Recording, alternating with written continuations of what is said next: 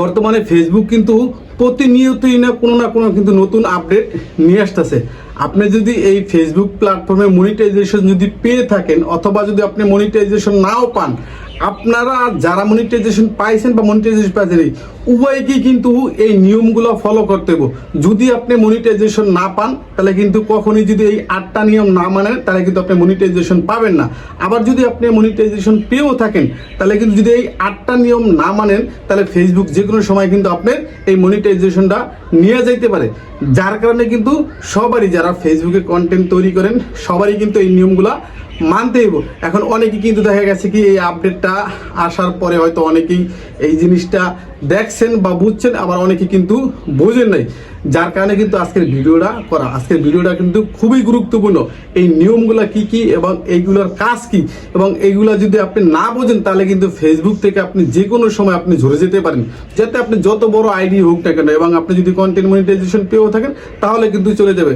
যাই হোক, কথা আর বাড়াইব না, চলেন এই নিয়মগুলো কি কি এবং কি কাজ করতে হবে এবং কি কাজ করা যাইব না, এটাই আজকের বিষয়।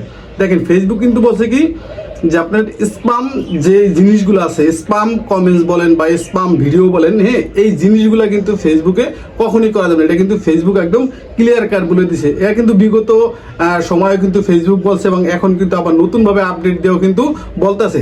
ভিডিওটা একটু লং হইব, তারপরও আশা করি সম্পূর্ণ ভিডিওটা দেখবেন, উপকার আসবো। এখন দেখি কি কি এই স্পাম কমেন্টসগুলো। যে ফেসবুক দেখেন এখানে কিন্তু বলছে স্পাম কমেন্টসের আওতাভুক্ত কি কি হইতে পারে।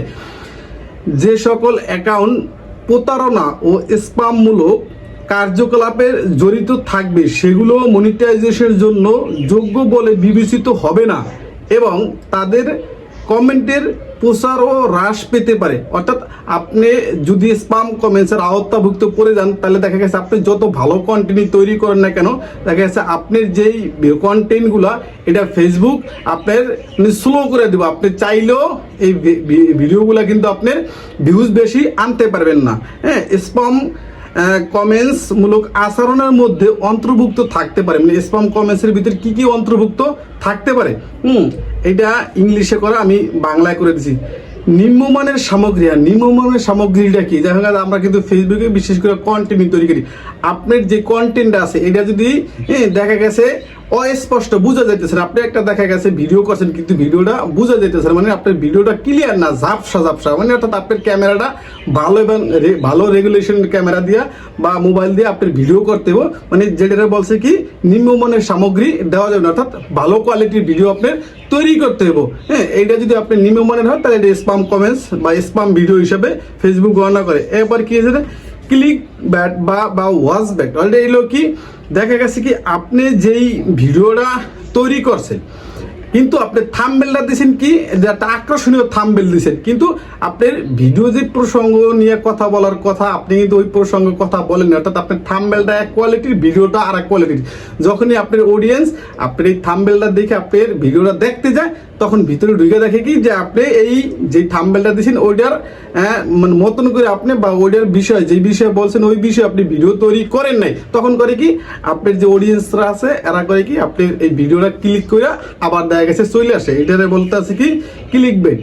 তো দেখা গেছে আপনার ভিডিওটা দেখার জন্য তারা ঢুকছে কিন্তু ভিডিওটা ওই যে আপনার যে থাম্বনেল তৈরি করেছেন এই অনুযায়ী হয় নাই, যার কারণে আপনার অডিয়েন্স আবার ব্যাক আসে। তো এই কোয়ালিটির ভিডিও আপনার তৈরি করা যাবে না যেটা আপনার দেখা গেছে থাম্বনেলের সাথে কোনো মানে অ্যাডজাস্ট নাই। এরপরে হলে গিভওয়ে কি অনেকে আছে কিন্তু দেখা গেছে ভিডিও তৈরি করার পর দেখা গেছে তারা ভিডিওতে বলতে আছে বা কমেন্টসে বলতে আছে যদি আমার এই ভিডিওটা আপনারা শেয়ার করেন এই দেখা গেছে বিভিন্ন টাকার মানে প্রলাপ দেখায় যে 100 টাকা করে বা 500 টাকা করে, এরকম দেখা গেছে আমার ভিডিওটা যদি শেয়ার করেন তাহলে আপনার বিকাশ নাম্বার দিবেন, আমি আপনাদের গিফট হিসাবে 500 টাকা দেবো বা 100 টাকা।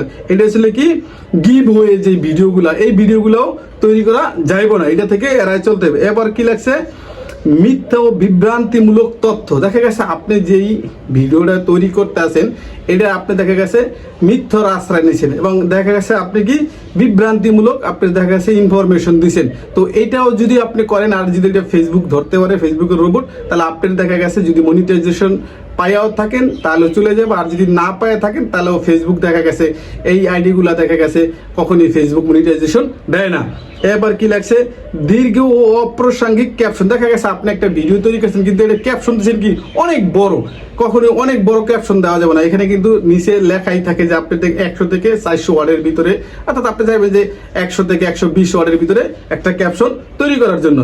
এবার কি লাগছে, ক্যাপশনের 5টির বেশি হ্যাশট্যাগ। অনেকেই কিন্তু আছে যে অপ্রাসঙ্গিক। দেখা গেছে আপনি একটা ভিডিও তৈরি করছেন কিন্তু এখন দেখা গেছে আপনি এটা আপনার মন মতন করে আপনি ক্যাপশন আপনার দিকে হ্যাশট্যাগ দিতেছেন, আপনি যেই ভিডিও তৈরি করছেন ওই রিলেটেড আপনার 2 থেকে দেখা গেছে আপনার 5টা, সর্বোচ্চ 4 থেকে 5টা আপনার ক্যাপশন মানে দেওয়া একদম মানে দেখা গেছে সবচেয়ে বেটার। কিন্তু অনেকেই আছে কিন্তু দেখা গেছে 10টা 12টা করে কিন্তু ক্যাপশন দেয়, এবং দেখা গেছে কি আপনি যেই রিলেটেড ভিডিও তৈরি করছেন ওই রিলেটেড কোনো ক্যাপশন আপনি দিতে আসেন না, যার কারণে অপ্রাসঙ্গিক কোনো ক্যাপশন দেওয়া যাবে না।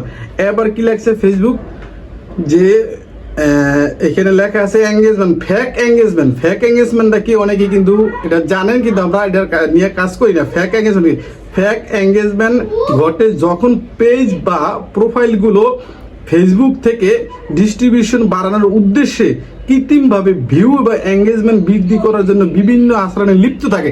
এটা আসলে কি দেখা গেছে আমরা কিন্তু অনেক সময় দেখা গেছে অনেক গ্রুপের সাথে আমরা জয়েন থাকি। এখন দেখা গেছে কি আমার ভিউ বাড়ানোর জন্য, এঙ্গেজমেন্ট বাড়ানোর জন্য আমরা অনেক সময় টাকা দেওয়া হোক, হ্যাঁ, তো দেখা গেছে আমার ভিডিওটা আর একটা বড় একটা গ্রুপে আমরা পোস্ট করাই, যে আমার ভিডিওটা পোস্ট করলে যাতে এখান থেকে ভিউ বাড়ে, বিভিন্ন গ্রুপে আমরা শেয়ার করি।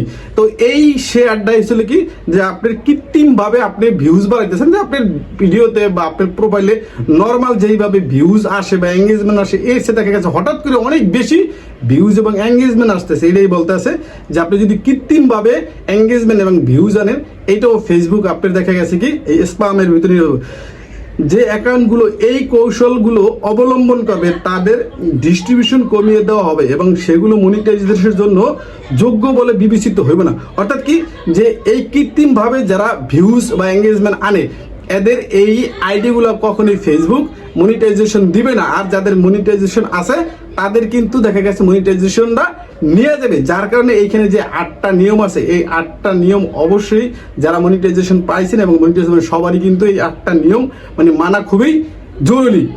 তো এই ছিল আজকের বিষয়টা।